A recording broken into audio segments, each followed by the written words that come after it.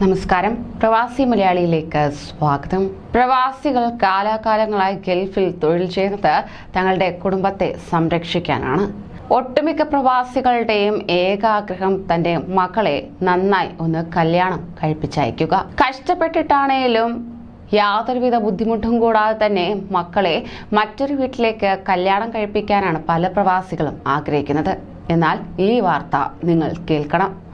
ഭാര്യ പിതാവിൽ നിന്നും മരുമകൻ 108 കോടിയോളം രൂപയും 1000 പവനും തട്ടിയെടുത്തതായുള്ള പുതിയൊരു വാർത്തയാണ് പുറത്തുവരുന്നത്.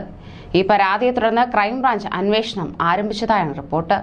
മുൻ DIG മുഹമ്മദ് ഹസന്റെ മകനും പ്രവാസി വ്യവസായമായ ആലുവ തൈനോത്തിൽ റോഡിൽ അബ്ദുൽ ലാഹിർ ഹസനിൽ നിന്നാണ് കാസർഗോഡ് സ്വദേശിയായ മരുമകൻ പണം തട്ടിയതായി പരാതി ഉയർന്നിരിക്കുന്നത്.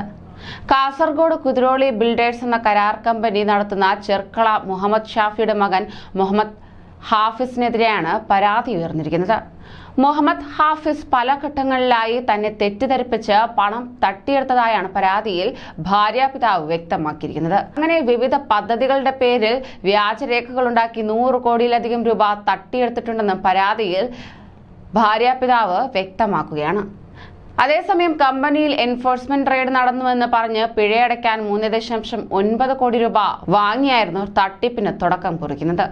ബംഗളൂരുവിൽ ബ്രിഗേഡ് റോഡിൽ കെട്ടിടം വാങ്ങാൻ പണം വാങ്ങിയെങ്കിലും നൽകിയത് വ്യാജരേഖകളെന്നും കണ്ടെത്തി. ഇത് ലാഹിർ ആരോപിക്കുകയുണ്ടായി. രാജ്യാന്തര ഫുഡ്വെയർ ബ്രാൻഡിന്റെ ഷോറൂം തുടങ്ങാനും കിഡ്സ് വെയർ ശൃംഖലയിൽ പണം മുടക്കാനും അടക്കം പല പദ്ധതികളുടെ പേരിൽ തട്ടിയെടുത്തത് 100 കോടിയിലധികം രൂപയാണെന്നാണ് പരാതിയിൽ ചൂണ്ടിക്കാണിക്കുന്നത്. എന്ന് മാത്രമല്ല, ബോളിവുഡ് താരം സോനം കപൂറിന് എന്ന പേരിൽ 35 ലക്ഷം രൂപയോളം ചെലവാക്കി വസ്ത്രം ഡിസൈൻ ചെയ്യിപ്പിച്ച് ഡിസൈനറായ ഭാര്യാമാതാവിനെ കബളിപ്പിക്കുകയും ചെയ്തു.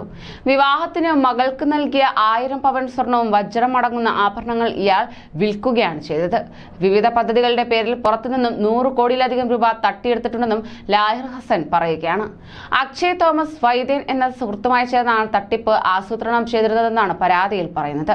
കൊച്ചിയിൽ മീഡിയ ഏജൻസി നടത്തിയിരുന്ന ഇയാളുമായി ചേർന്ന് പുതിയ ബിസിനസ് പദ്ധതികൾ പ്രഖ്യാപിച്ച് ദേശീയ മാധ്യമങ്ങളിലടക്കം വാർത്തകൾ നൽകിയാണ് സംരംഭകരെ ഏറെ വിശ്വസിപ്പിച്ചിരുന്നത്. ആരംഭിക്കാത്ത പദ്ധതികളെക്കുറിച്ച് ഫോബ്സ് മാസികയുടെ ഓൺലൈനിലടക്കം വാർത്തകൾ പ്രചരിപ്പിച്ചതായും കണ്ടെത്തിയിട്ടുണ്ട്.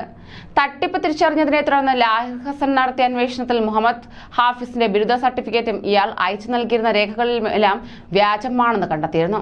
മറ്റുള്ളവരുടെ പേരിൽ ഇയാൾ മൊബൈൽ ചാറ്റുകളും കോളുകളും നടത്തിയിരുന്നതായും കണ്ടെത്തിയിരിക്കുകയാണ്. ആലുവ ഡിവൈഎസ്പിക്ക് പരാതി നൽകിയെങ്കിലും അന്വേഷണ പുരോഗതി ഉണ്ടാകാത്തതിനാൽ ഉന്നത ഉദ്യോഗസ്ഥർക്ക് പരാതി നൽകിയതിനെ തുടർന്നാണ് കേസ് ക്രൈംബ്രാഞ്ചിന് കൈമാറിയത്. അബ്ദുൽ ലാഹിർ ഹസന്റെ മകൾ ഹാജിറ ഭർത്താവിന്റെ തട്ടിപ്പുകൾ മനസ്സിലാക്കിയതോടെ വിവാഹമോചനത്തിന് കേസ് ഫയൽ ചെയ്തിരിക്കുകയാണ്. വിവാഹ സമ്മാനമായി നൽകിയ 1000 പവൻ സ്വർണ്ണാഭരണങ്ങളും വജ്രാഭരണങ്ങളും 1.25 കോടിയുടെ റേഞ്ച് റോവർ കാറും ഭർത്താവ് തട്ടിയെടുത്തതായും പരാതിയിൽ ഭാര്യ വ്യക്തമാക്കിയിട്ടുണ്ട്. ഇയാളുടെ ബന്ധുക്കളടക്കമുള്ളവർക്കെതിരെയും പരാതി നൽകിയിരിക്കുകയാണ്. സംഭവത്തിൽ എറണാകുളം ജില്ലാ ക്രൈംബ്രാഞ്ച് അന്വേഷണം ഈ പരാതിയുടെ അടിസ്ഥാനത്തിലാണ് ക്രൈംബ്രാഞ്ച് അന്വേഷണം ഏറ്റെടുത്തിരിക്കുന്നത്. കൂടുതൽ പ്രവാസി വാർത്തകൾക്കായി ഈ ചാനൽ സബ്സ്ക്രൈബ് ചെയ്യൂ.